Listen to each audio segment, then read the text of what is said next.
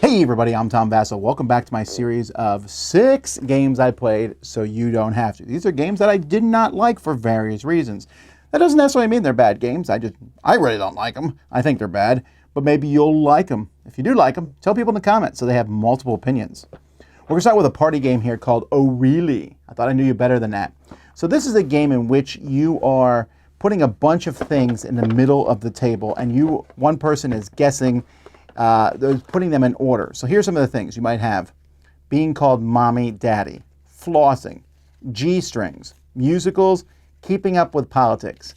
As you can see, not a particularly necessarily family-friendly game, which is weird because I think this game would work fine without some of that stuff. And that's not even in here. It's not like a blue game or anything. But it also has cards used to keep track of points, which have different values on the different sides, which is a weird idea. Poor scoring. And this type of game has been done before. It also has these weird backgrounds of cards, which you can see on the cover. They look pretty, but they're not easy to tell apart. In short, this one is a big miss for me, 5 out of 10. Then we have Triolet.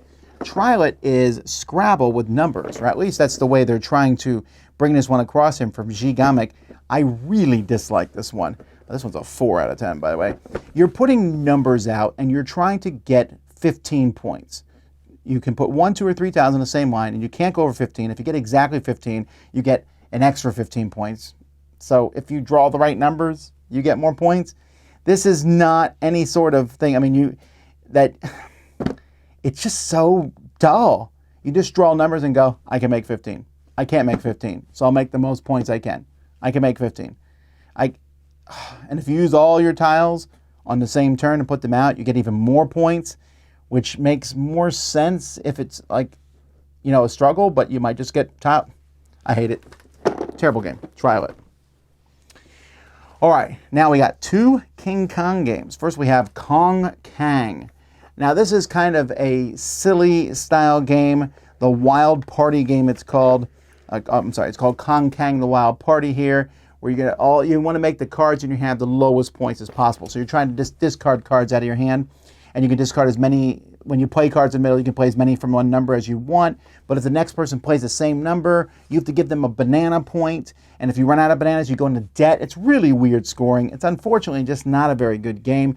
It's a party game like Uno-esque, but with more rules than Uno has, and not a lot of interesting strategy. Kong Kang, 4 out of 10. All right, here's another Kong game, Godzilla vs. Kong. And I know a lot of people were excited about this one.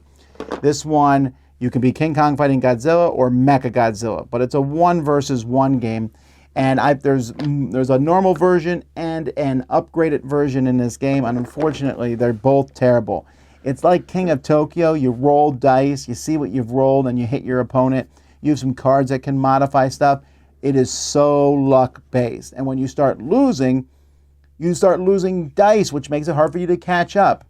When I play this and I win, I won because it's straight up luck.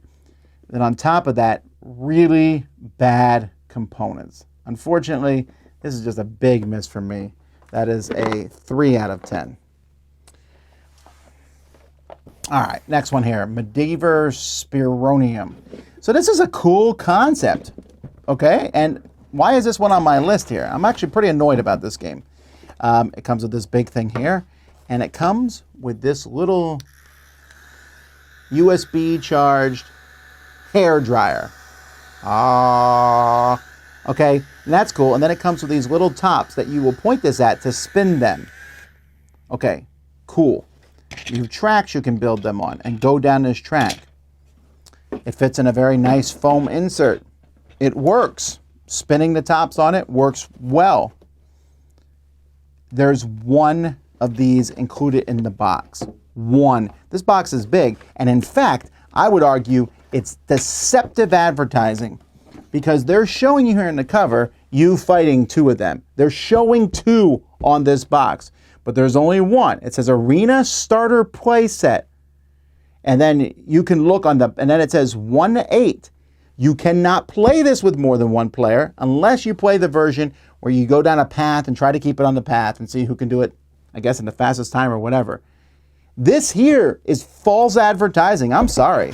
Yeah, you need to buy 2 of these to play against someone else, or at least another one of these buzzer things. And on the back, it does show you a list of the components, and it shows that you only get 1 of those. But I'm telling you, on the front, it looks like you get 2, and this thing is so big, where is the extra one in here?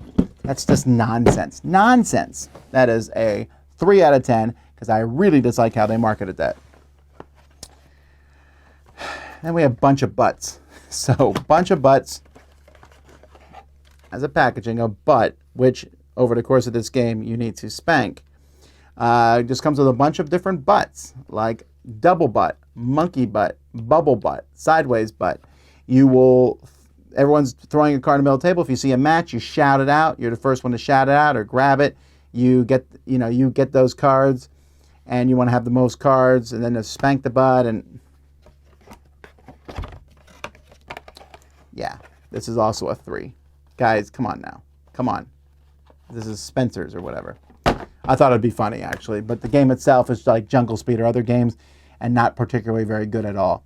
But if you have a 4 or 5-year-old who likes to shout "butt" a lot, maybe this will work for them. Anyhow, those are 6 games I played, so you don't have to. Let people know if you played any of these, what you think in the comments. Until next time, I'm Tom Vasel, and you've been watching The Dice Tower.